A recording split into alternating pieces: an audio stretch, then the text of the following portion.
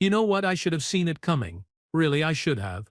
But hindsight is 20/20, as those bizarre humans like to say, and back then none of us had any idea what we were dealing with.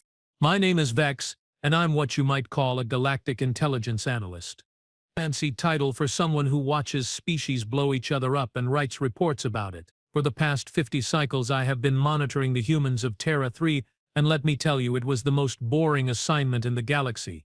Humans were, well, they were cowards. Plain and simple.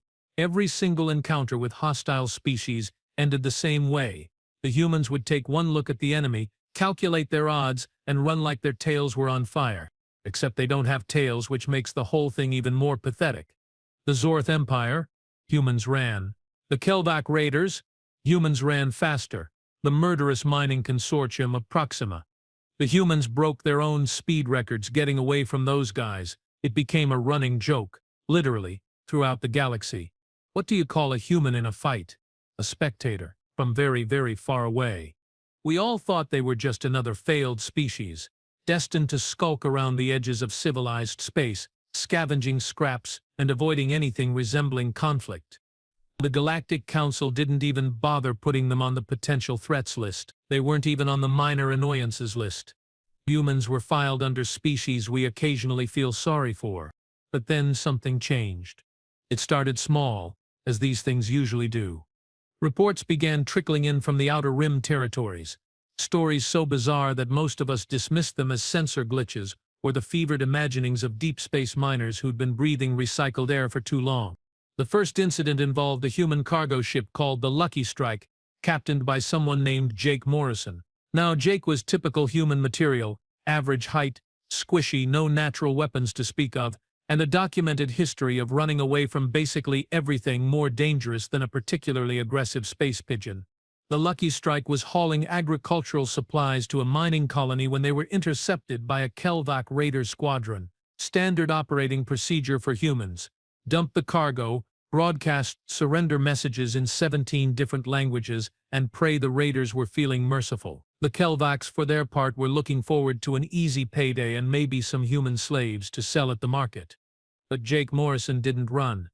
Instead, according to the Raider ship's black box recordings, which we recovered later, Jake Morrison looked at the 6 heavily armed Kelvak vessels surrounding his single unarmed cargo hauler, and he laughed. He actually laughed. You know what? Jake's voice crackled through the comms, and you could hear the amusement in his tone.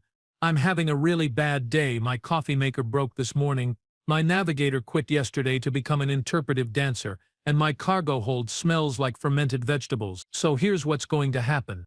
The Kelvak commander, a particularly nasty piece of work named Throk the Terrible, was probably expecting the usual human groveling.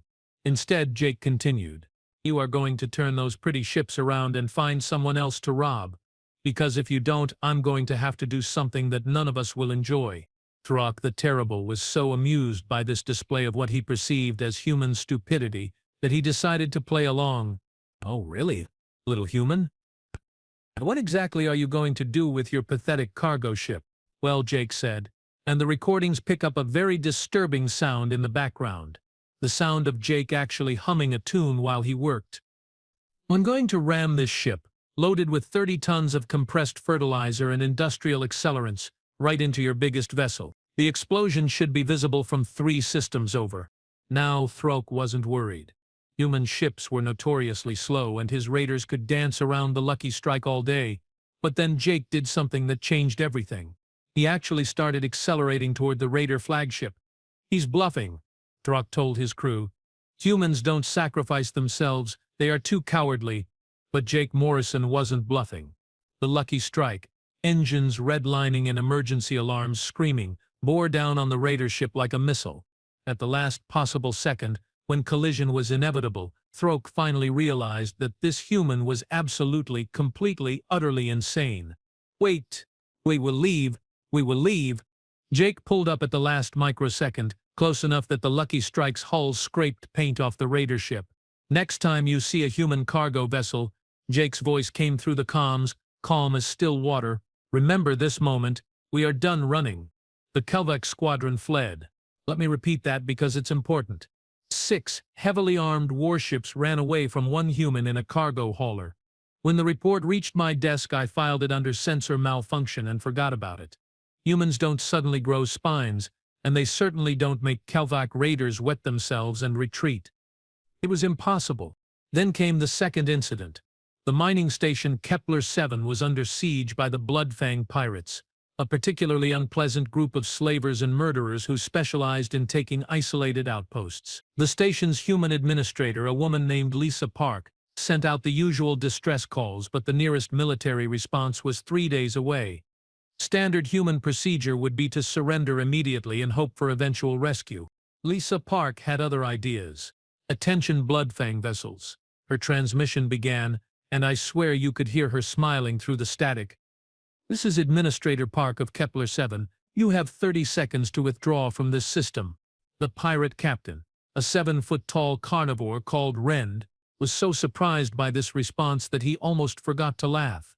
30 seconds? Little human, we have 40 ships and 5,000 warriors. You have a mining station and maybe a few hundred soft-skinned colonists. I think you have miscalculated. 25 seconds. Lisa replied cheerfully. "Human, your species is known throughout the galaxy for your cowardice. Surrender now and we might let some of you live as slaves." 15 seconds. "You know, I tried to warn you." Rend was getting annoyed. Humans were supposed to grovel, not issue ultimatums. "What exactly do you think you are going to do, Administrator Park?" 10 seconds. "Oh, and Rend, you might want to check your long-range scanners." That's when the pirate sensors started screaming. Apparently, while everyone was focused on the mining station, Lisa Park had been very busy. The asteroid field surrounding Kepler-7 was absolutely riddled with human mining charges, enough explosive to crack a moon. And Lisa, with the patience of someone who had clearly planned this whole thing, had been quietly moving those asteroids into very specific positions. 5 seconds, Lisa said, and now her voice carried a note that would haunt Rend's nightmares for the rest of his very short life. "By the way, did you know that humans are really, really good at controlled demolition?" The asteroid field exploded. Not randomly. Mind you, this wasn't some desperate last-ditch effort. Lisa Park had turned the entire asteroid belt into a precision weapon, channeling the explosions to create a directed energy wave that hit the pirate fleet like the fist of an angry god. 27 ships were vaporized instantly. The remaining 13 were so damaged they could barely maintain life support, let alone continue an attack, and there was Lisa Park, sitting in her little mining station, calmly sipping what I later learned was something called coffee, while watching 40 of the galaxy's most feared pirates flee in absolute terror. Next time, her voice followed them into hyperspace. "Knock first." That's when I started paying attention. See, one incident could be explained away. Humans got lucky, or the pirates were having an off day, or maybe the coffee had been spiked with stimulants. But 2 incidents, 2 separate humans, in completely different situations, deciding to stop running and start fighting back, that suggested a pattern. I began pulling records, cross-referencing reports, looking for anything that might explain this sudden change in human behavior. What I found made my blood run cold. It wasn't just Jake Morrison and Lisa Park. All across human space, the pattern was repeating. Humans who had spent their entire lives running from fights were suddenly standing their ground, and more disturbing than that, they were winning. The Vorthon slavers learned this lesson when they attacked a human colony ship called the New Hope. Captain Sarah Mills, a woman with a documented history of avoiding conflict at all costs, not only refused to surrender but somehow managed to turn a civilian transport into an improvised warship. She used the ship's industrial fabricators to create weapons, turned the cargo bays into firing positions, and organized the colonists into a fighting force that sent the slavers running home to their mothers. The Crimson Fleet discovered it when they tried to raid a human research station. Dr. Robert Kim, a xenobiologist who had never so much as raised his voice in anger, calmly released a modified virus that gave every member of the boarding party explosive diarrhea. The raiders were so busy fighting for access to the nearest bathroom that the humans were able to capture their entire fleet without firing a shot. And then there was the incident that really got everyone's attention. The hegemony of Sector, one of the most powerful military forces in the galaxy, decided to test human resolve by attacking a small human outpost on the edge of known space. The outpost was defended by exactly 12 humans, led by a maintenance technician named Mike Johnson. 12 humans versus 3,000 Sector warriors. The battle lasted 6 hours. When the smoke cleared, there were 11 humans left standing and approximately 0 live Sector warriors. Mike Johnson, covered in what I really hope was alien blood, looked up at the orbiting Sector fleet and said, "Next?" The entire Sector armada withdrew. That's when the Galactic Council called an emergency session. "Ladies, gentlemen, and various other classifications," announced Counselor Zeph, an ancient being whose species had been observing galactic politics since before most of us had evolved thumbs. "We have a problem." The gathered representatives buzzed with nervous energy. Emergency sessions were rare, usually reserved for things like galaxy-ending supernovas or the occasional reality-breaking experiment gone wrong. "The humans," Zeph continued, and the chamber fell silent, "have stopped running." You could have heard a pin drop. Or in the case of the Christech representative, you could have heard their silicon-based anatomy crack under stress. "What do you mean, stopped running?" asked Ambassador Cleeth of the Vorthon Empire. "Humans always run. It's what they do. It's their defining characteristic."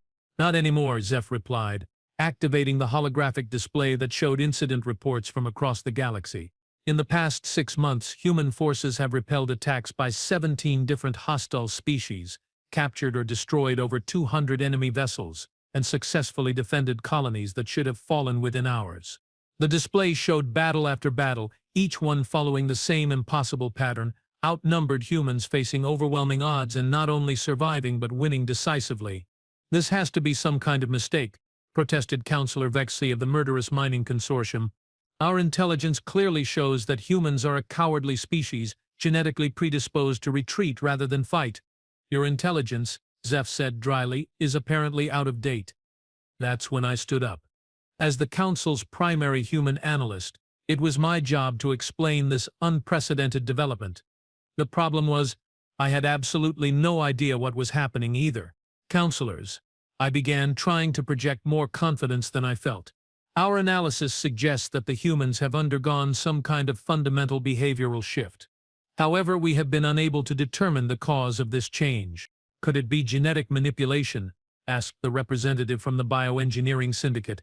"Perhaps they have altered themselves somehow." "Negative," I replied. "Our scans show no genetic modifications. These are the same humans we have been monitoring for decades." "New technology?" suggested someone from the back of the chamber. "Also negative. They are using the same equipment, the same ships, the same weapons. The only thing that's changed is their willingness to use them." Counselor Zeph leaned forward, his ancient eyes glittering with something that might have been respect or might have been fear. "Agent Vex, in your professional opinion, what has caused this transformation?" I took a deep breath and delivered the most honest assessment I could manage. "Counselors, I believe the humans have simply decided to stop being afraid." The chamber erupted in disbelief. Fear was a fundamental survival mechanism. Species didn't just decide to stop being afraid. It wasn't how evolution worked. It wasn't how psychology worked. It wasn't how anything worked. But the evidence was undeniable. Somehow, some way, the humans had collectively decided that running away was no longer an acceptable option. And that decision was reshaping the galaxy.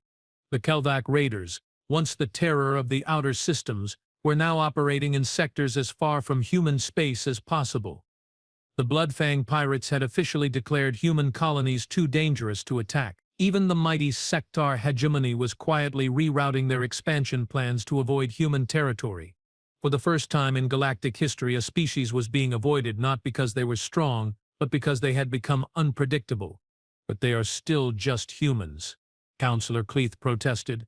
"They are small, they are weak, they have no natural weapons or armor. How can they possibly be winning these battles?"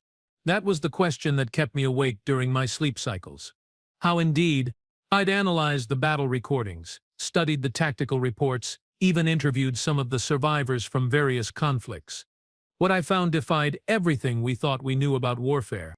The humans weren't winning through superior firepower or advanced technology. They weren't using secret weapons or calling in hidden allies. They were winning through something far more dangerous: creativity.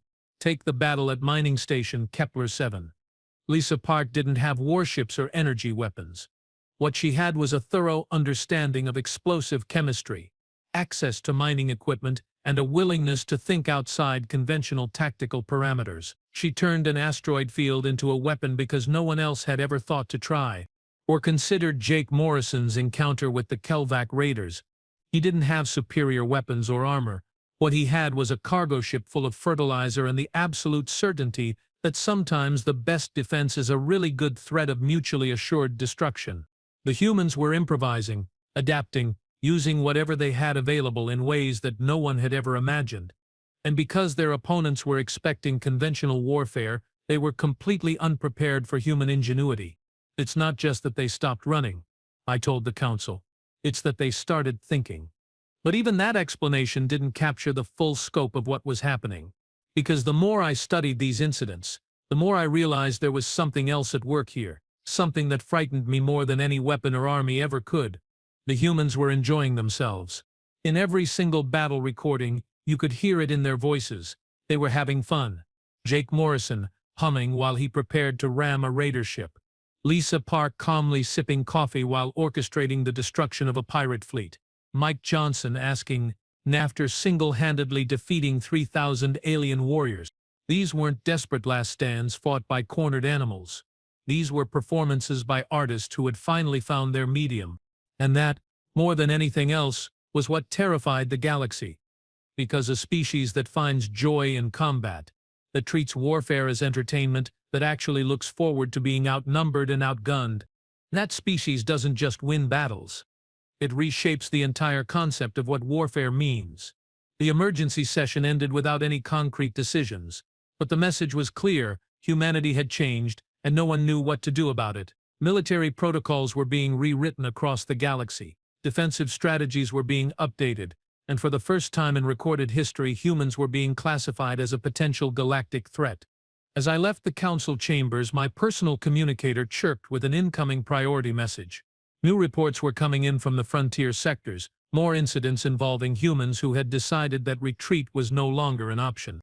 A human merchant named Tom Wilson had turned a trade dispute with the Grex Corporation into a full-scale economic war, using nothing but superior negotiating skills and an alarming willingness to play the most dangerous possible version of financial chicken. A research team led by Dr. Angela Foster had not only survived an attack by the Void Hunters but had somehow convinced the galaxy's most feared predators to become their research subjects, trading protection for unprecedented scientific data. And on the edge of known space, a human exploration vessel called the Pioneer Spirit had encountered something that had been eating starships for the past century. Instead of fleeing like every other species had done, Captain Steve Roberts had apparently decided to have a conversation with it. The reports were getting stranger, the incidents more frequent, and the pattern was becoming impossible to ignore. The humans weren't just fighting back anymore. They were taking charge. And as I sat in my office surrounded by data that made less sense with each passing day, I couldn't shake the feeling that what we'd seen so far was just the beginning. Because if humans had truly stopped running, if they had genuinely decided to stand their ground and fight for what they believed in, well, then the galaxy was about to learn exactly what 6 billion angry, creative, and apparently fearless primates could accomplish when they put their minds to it. And frankly, I wasn't sure any of us were prepared for that lesson. The transformation was accelerating, spreading through human space like wildfire. Every day brought new reports of humans who had decided that enough was enough, who had chosen to stand and fight rather than run and hide.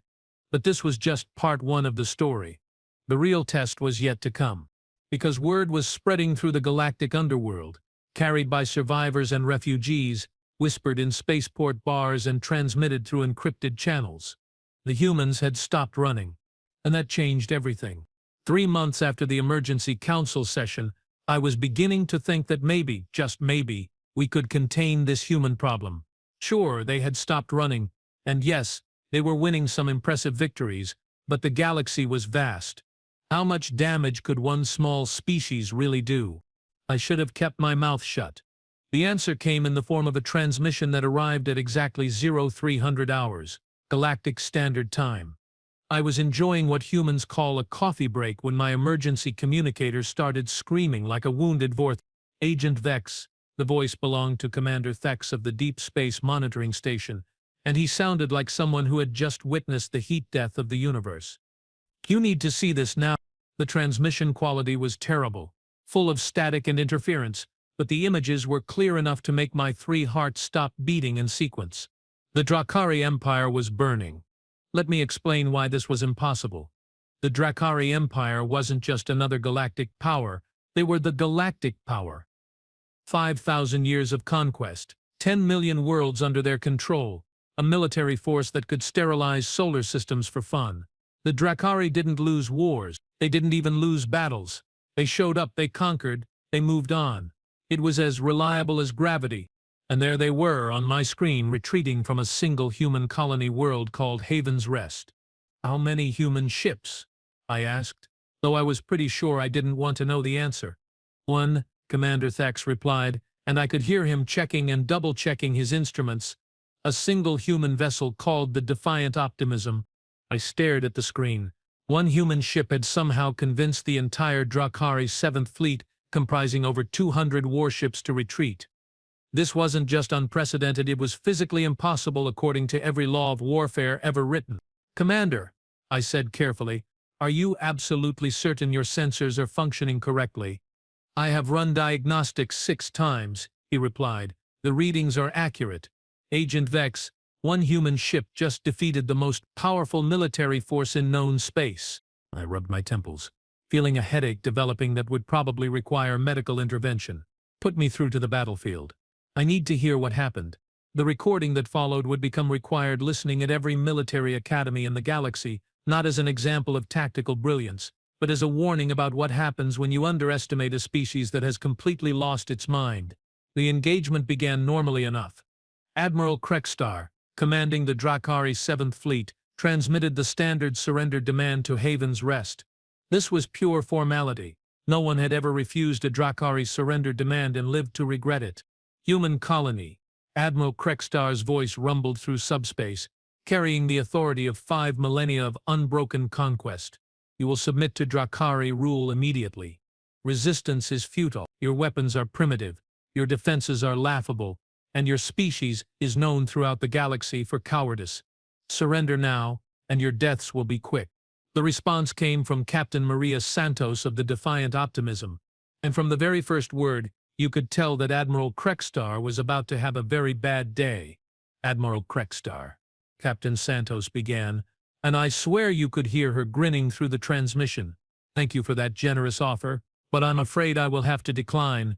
You see, we have recently developed a policy against surrendering to oversized lizards with delusions of grandeur.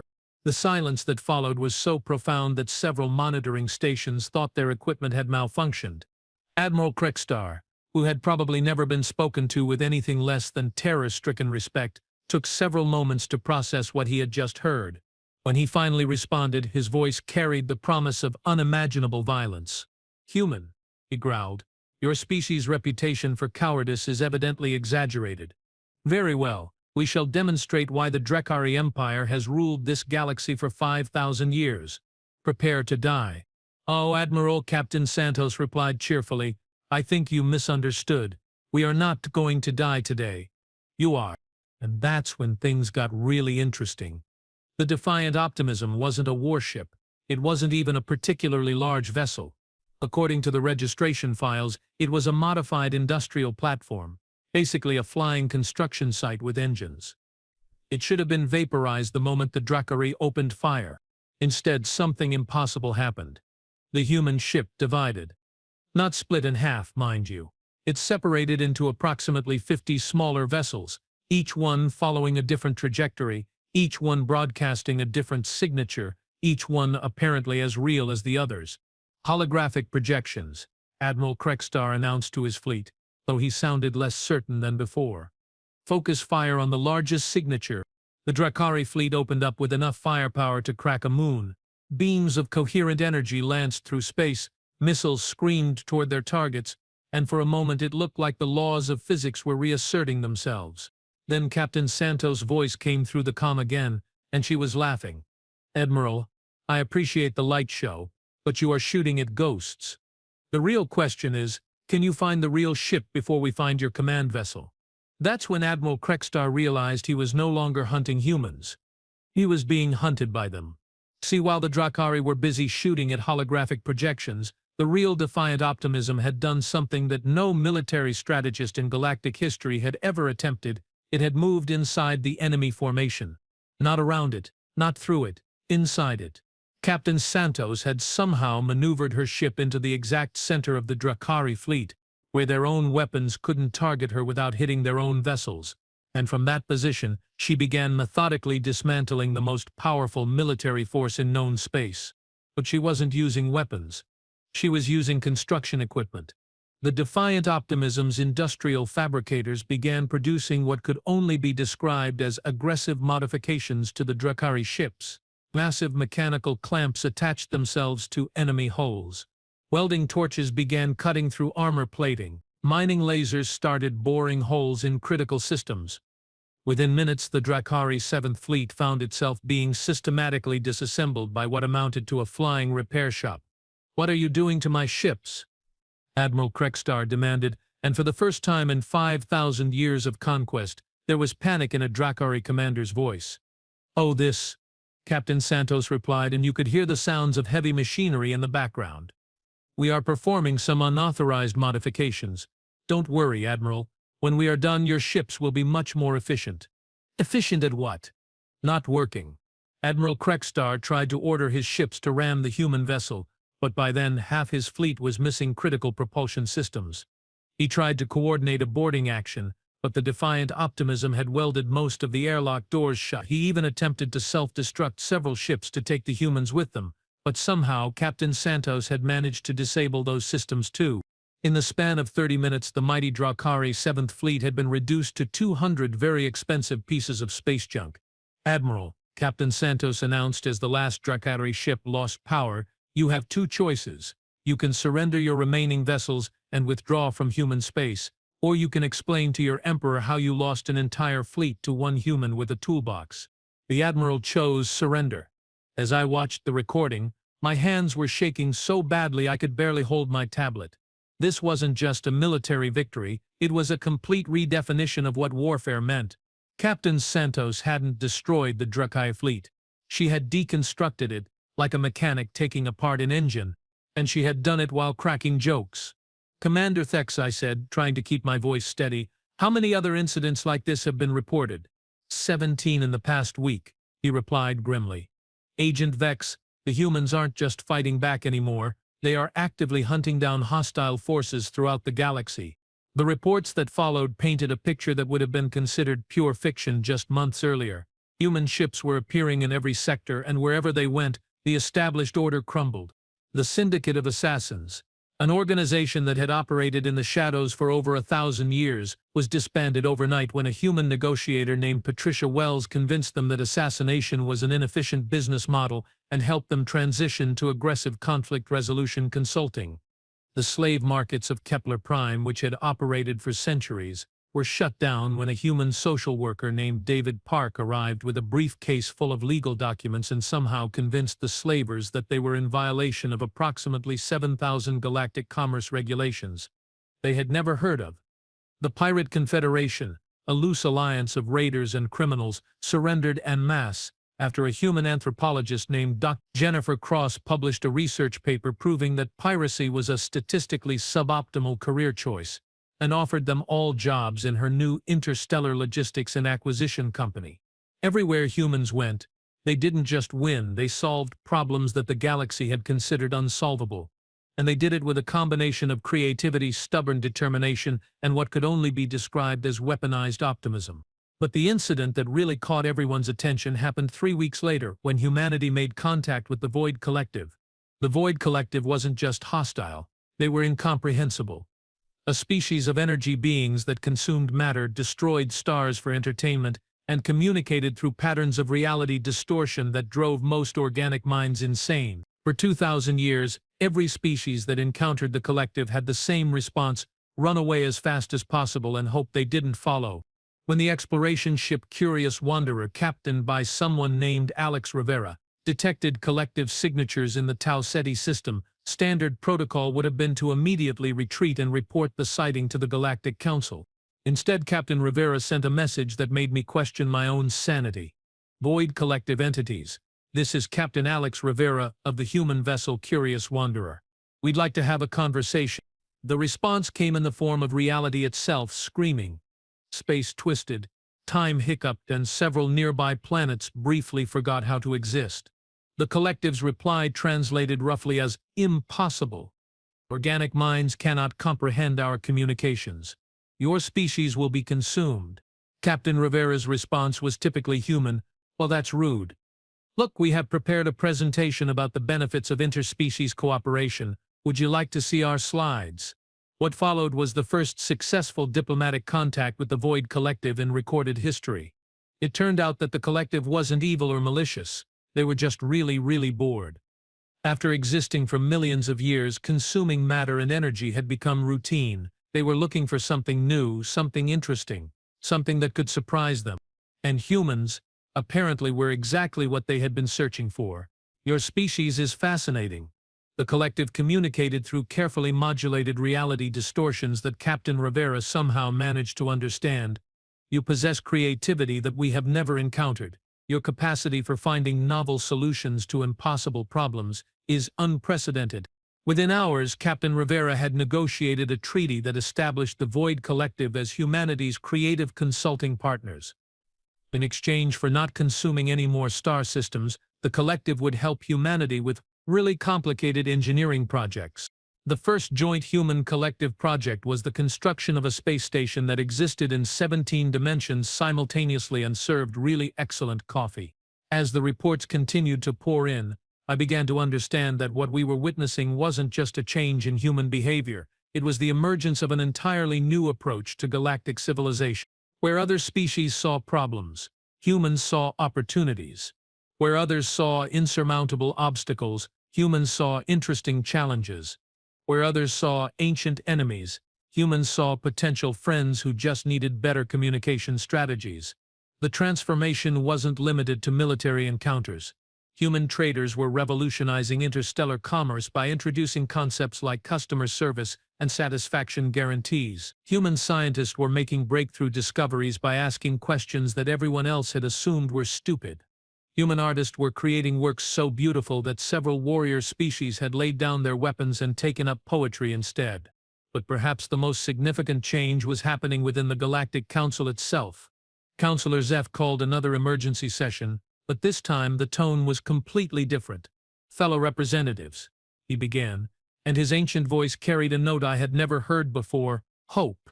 "I have served on this council for over 1,000 years. In that time I have witnessed wars that lasted centuries, conflicts that seemed impossible to resolve, problems that appeared to have no solutions." The chamber was silent, but it was a different kind of silence than before. Where once there had been fear and confusion, now there was anticipation. "Today," Zeph continued, "I am pleased to announce that galactic crime rates have dropped by 60%. Piracy has decreased by 75%. The number of active conflicts has been reduced by half. And for the first time in recorded history, we have successfully established diplomatic relations with 17 previously hostile species." The chamber erupted in cheers, but Zeph raised a hand for silence. "These improvements are not the result of increased military force or new technology. They are the direct result of human intervention. Where we saw problems to be managed, humans saw solutions to be implemented. Where we saw enemies to be feared, humans saw neighbors to be understood." Ambassador Cleet of the Vorthan Empire stood up, his expression thoughtful. "Councillor Zeph, are you suggesting that we should learn from the humans?" "I'm suggesting," Zeph replied with what might have been a smile, "that we already are." And it was true. Across the galaxy, species were adopting human methodologies. The concept of thinking outside the box had become a required course at military academies. Diplomatic schools were teaching creative problem-solving. Even the most tradition-bound civilizations were experimenting with something humans called trying new things. The galaxy was changing, and for the first time in millennia, it was changing for the better. As I sat in my office reviewing the latest reports, I couldn't help but laugh at the irony. For 50 years, I had been monitoring humans, waiting for them to develop into a proper spacefaring civilization. I had been looking for signs of military advancement, technological breakthroughs, cultural sophistication. I had completely missed the most important development of all. Humans had learned to stop being afraid. Not afraid of death, not afraid of failure, not afraid of looking foolish, and most importantly, not afraid of trying something that had never been done before. My communicator chimed with an incoming message from Captain Santos of the Defiant Optimism.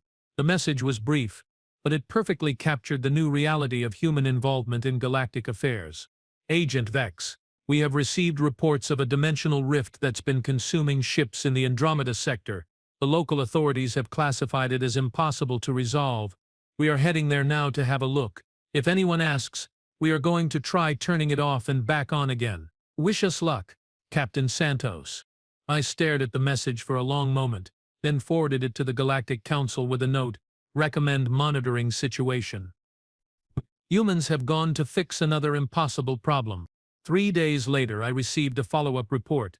The dimensional rift had been successfully resolved. Captain Santos and her crew had discovered that it wasn't actually a rift at all, but rather a very large, very confused interdimensional entity that had gotten lost and was trying to find its way home. After providing it with detailed directions and a packed lunch, the humans had sent it on its way. The impossible problem had been solved with kindness and a good map. That's when I finally understood what had really happened to humanity. They hadn't stopped being afraid because they had become stronger or smarter or more advanced.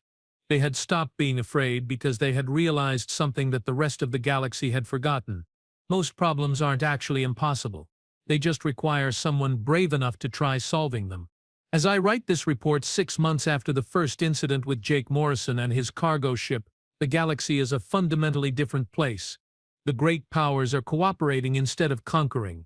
Ancient enemies are becoming allies. Problems that had persisted for millennia are being solved by species working together. And at the center of it all are the humans, no longer running from challenges but running toward them, armed with nothing more dangerous than curiosity, creativity, and an absolute refusal to accept that anything is impossible. The galaxy learned true fear when humans stopped running. But what it discovered was something far more powerful than fear: hope. Because if humans could transform from the galaxy's most notorious cowards into its most effective problem solvers, then maybe, just maybe, anything was possible. Even peace.